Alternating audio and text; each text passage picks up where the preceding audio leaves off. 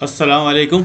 Digital trading के platform से आफ्ताब अहमद आपकी खिदमत में हाजिर है। आज है 9 जुलाई और बुध का दिन है। मिड वीक एनालिसिस के साथ आपकी खिदमत में मैं हाजिर हूँ। गोल्ड जो है इस वक्त बड़ी बेरिश मूड में है, तो मैंने कहा आपको अपडेट कर दूं अच्छी एंट्री के बारे में। एक अच्छा आपको एक रेंज दे दूं कि ये इसकी रेंज होनी चाहिए। शुरू करने से पहले I am going to request you कि प्लीज़ इस चैनल को सब्सक्राइब कीजिए और वीडियोस पे कमेंट ज़रूर कर दें, फीडबैक दें, ताकि मुझे पता चले कि आप कितना देख रहे हैं। और वीडियो को आखिर तक देखा करें ताकि जल्द से जल्द मुझे जो भी मैं पहले बताता हूँ मैं आखिर में भी कुछ बता देता हूँ जो कि इम्पेक्ट करता है एनालिसिस पर। आई होप यू अंडरस्टैंड कि किस तरह चीज़ें मैं समझाना चाहता हूँ कि आपको समझ में आए। चलिए शुरू करते हैं, ज़्यादा वक्त नहीं लूँगा आपका मैं। एक बिरिश मूड में है। जो ज़्यादातर चीज़ें चल रही हैं वो ये हैं कि अब टैरिफ का सिलसिला चल रहा है। टैरिफ के मसले पर बातचीत चल रही है। इस वक्त हर कंट्री को लेटर भेजे जा रहे हैं ट्रम्प की तरफ से। तो एक जो इम्पोर्टेंट जो सैनेरियो है, इवेंट है, वो टैरिफ का है। टैरिफ की वजह से क्या हो रहा है, गोल्ड नीचे जा रहा है। दूसरा, इस वजह से यील्ड्स बढ़ रही हैं। यील्ड्स क्या होती हैं जरूर देखा करना। यील्ड्स जो होती हैं वो प्रॉफिट हो जाए तो बैंक अपने कस्टमर को देता है बॉन्ड्स पर, जो बॉन्ड्स इशू करती है यूएस गवर्नमेंट, तो उसका प्रॉफिट बढ़ता चला जा रहा है। तो लोग अपना पैसा गोल्ड से या सेव हेवन से निकालकर अब बॉन्ड्स में डाल रहे हैं ताकि इनको ज्यादा से ज्यादा फायदा हो। तो एक तो ये बड़ी चीज होती है। यील्ड्स को जरूर देखा करें क्योंकि गोल्ड का इम्पैक्ट आता है यील्ड की वजह से। तीसरा इम्पैक्ट आज जो एमसी मिनट्स आने वाले हैं रात में, जो आज मैं बताऊं आपको, रात के वक्त आएंगे ये आज 12:15 बजे। तो इसका कुछ इम्पैक्ट हो सकता है कि बुध की आज है, अब बुध के दिन ये आ जाएगा 12:15 तक आज। तो ये आएगा 23 बजे, 11 बजे आएगा, सॉरी 11 बजे ये आने वाला है। ये आप देख रहे हैं कि मैं आपको मार्क कर देता हूँ उसको। ये इवेंट है एक थोड़ा सा हाई जो इम्पैक्ट करेगा, उस पर पता चलेगा क्योंकि पावल को रिजाइन करने का कहा जा रहा है। कल भी प्रेस कॉन्फ्रेंस में ट्रंप ने कहा है कि इसको रिजाइन करना है बिकॉज वो इंटरेस्ट रेट को रिड्यूस नहीं कर रहा, और जिसकी वजह से ट्रंप जो है वो बार बार उस पर प्रेशर डाल रहा है कि उसको रिजाइन कराना है। तो मतलब ये हो रहा है कि फेड पर अब गवर्नमेंट अपना असर कर रही है, जो कि अच्छी बात नहीं होती कि स्टेट बैंक ऐसा हमारा है, हमारे मुल्क में तो होता है, लेकिन वहां पर भी अगर आप किसी चेयरमैन पर दबाव डालकर उसके डिसीजन को चेंज करने की कोशिश करेंगे तो ये मार्केट इसको अच्छा नहीं समझती। लेकिन इसका असर कहाँ आएगा, स्टॉक्स पे आता है, इंडेक्स पे आएगा, नैस्डैक 100 पे आएगा, एसएनपी पे आएगा, लेकिन गोल्ड पे इसका इंपैक्ट नहीं आएगा। गोल्ड का इंपैक्ट सिर्फ ये देखना है कि इंटरेस्ट रेट कम होगा कि नहीं होगा। अगर गोल्ड का अगर कोई ऐसा क्लू मिल जाए एफओएमसी मिनट में आज कि ये इंटरेस्ट रेट कम करेंगे तो फिर गोल्ड तो ऊपर जाना चाहिए। और अगर क्लू अभी भी इसने ये दिया कि no we want to see inflation, effect of inflation क्या है और हम कट कब करेंगे, तो ये चीजें अगर डिले हो रही हैं तो फिर गोल्ड नीचे जाएगा। इसके अलावा कुछ भी नहीं है इस पूरे हफ्ते में। अगर हम देखें तो कल जो है आपका ये कल क्या आ रहा है, थर्सडे वाले दिन थोड़ा सा डाटा है, वो भी जॉबलेस क्लेम का है। ये जॉबलेस क्लेम का डाटा थोड़ा इम्पैक्ट करेगा। अगर ये डाटा अच्छा आ गया तो फिर मसला कि इंटरेस्ट रेट तो फिर कम नहीं होगा। हाँ, ये बढ़ जाता है तो इंटरेस्ट रेट कम होने का, सारा चीजें इंटरेस्ट रेट से जुड़ी हुई हैं। आपको इंटरेस्ट रेट के बारे में और इससे नीचे फंडामेंटल के बारे में पता होना चाहिए कि गोल्ड के ऊपर नीचे जो करता है ना, ये इंटरेस्ट रेट और यील्ड्स करती हैं और जंग्स और वॉर्स करती हैं। चले अब हम अपने चार्ट पे जाके देखते हैं। सबसे पहले जो मंथली मेरा फेवरेट है वो जरूर देखता हूं, मैं आपको पता है, मैं आपको बार बार पहले भी जिस दिन एनएफपी आ रहा था इससे पहले आपको मैं मंथली दिखाता हूं। ये जो बना हुआ है ना इनसाइड बार पैटर्न, इनसाइड बार पैटर्न के बारे में मैंने हजारों वीडियो, ट्रेनिंग वीडियो डाली हुई है यूट्यूब पे। अगर आप नहीं देखेंगे उसको तो आप कामयाब नहीं होंगे। इनसाइड बार एक one of the most important tool है।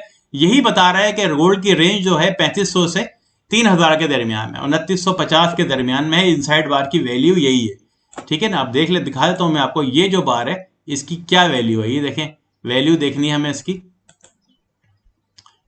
ये हाई क्या बनाया हुआ इसने, 3500 का है, और लो क्या बनाया हुआ इसने, 2950 का। तो ये रेंज है भाई, और इसी रेंज में गोल्ड रहेगा। और आपके रिजेक्शन देख रहे हैं, आप बार बार बताया था मैं, हर महीने के रिजेक्शन देखें। ये रिजेक्शन, फिर ये रिजेक्शन, और अब ये रिजेक्शन एक और यहां से। तो इस मंथ भी रिजेक्शन से ही शुरू हुआ है। तो जिसका जो इम्पैक्ट है वो कहां से शुरू हो रहा है, ये देखिए, ये मैंने मार्क करके रखा हुआ है पिंक, 3395 यानी 34 से कहां जा सकता है, ये 3160 के दरमियान में ये रेंज बन रही है। इसको तोड़ेगी तो फिर 2950 है, और यहाँ डायनेमिक सपोर्ट भी मौजूद है, और डायनेमिक सपोर्ट जो मौजूद है मूविंग एवरेज की सूरत में वो 3000 पर है। तो गोल्ड की डिस्टेंस ही नीचे की तरफ है, सपोर्ट यही मिल रही है इसको। बस अब 3100, 3160 और फिर 3000 पे। 3000 से नीचे जाएगा तो 2950, 2950 से नीचे जाएगा तो 2700 की तरफ जाएगा। देखिए ये दूर है, ये नहीं कि एक ही दिन में ये नीचे आ जाएगा। अब हम वीकली में जाके देखें, एक हैवी प्रेशर बन रहा है सेलर्स का, और सेलर्स इसको मारने की कोशिश कर रहे हैं नीचे। अब गोल्ड जब तक ये इस पिंग बार से ऊपर नहीं जाएगा 3400 से ऊपर, मैं ये भी नहीं कह रहा, मैं कह रहा हूं कि 3350 से ऊपर नहीं होगा, वीकली कैंडल ऊपर नहीं जाएगी तो इसका प्रेशर बाइंग का नहीं बनेगा। और जो मैंने देखा है इस वक्त, जो एक्चुअल जो सेलर्स बैठे हुए हैं मार्केट के अंदर, वो 3330, 3340 पे बहुत सेलिंग हुई हुई है। और बाइंग कहां से हुई हुई है? एक 3260 से, 3260 से बायर्स थोड़े मौजूद हैं, जो कि मैं आपको 4 आवर चार्ट में दिखाऊंगा। ये तो ये जो एंट्री बन रही है ना आपको, यहाँ अगर कोई मिल जाए, ये यहां से भी नीचे जा सकता है, I can not say anything. अभी कहां पर है ये? 3290 पर है। अगर ये ऊपर जाता है और आपको यहां मिल जाए 3315, 3320, 3325, और स्टॉप लॉस आप लगाते हैं 3350 का, सेफ स्टॉप लॉस होगा वो, क्योंकि यहां पर बन रहा है फेयर वैल्यू और ये बन रहा है ऑर्डर ब्लॉक। यहाँ ऑर्डर ब्लॉक यहाँ बन रहा है, ये इस एरिया में ऑर्डर ब्लॉक बना हुआ है आपका। तो ये ऑर्डर ब्लॉक जो है ना, ये आपको दिखाता हूं मैं, ये इसके ऊपर ये ऑर्डर ब्लॉक अच्छा बन रहा है यहाँ पर। ये ऑर्डर ब्लॉक का एरिया है, और ऑर्डर ब्लॉक का एरिया जो है वो कहां पर बन रहा है, ये देखें आप 3330 का, ये 3330, 34। तो आप इसके ऊपर कहीं लगा दें, अगर 3350 में, इसलिए कह रहा हूं बहुत ही सेफ है। और बार बार रिजेक्शन भी यहीं से आ रही है, 3340 से आ रही है, लेकिन एक विक मारता है, इसलिए मैं सेव करने के लिए कह रहा हूं 3350। जिनका अकाउंट बड़ा है वो ले सकते हैं ये रिस्क, इसलिए मैं कहता हूं कि भाई फॉरेक्स ट्रेडिंग में या क्रिप्टो ट्रेडिंग में अकाउंट साइज बड़ा रखें।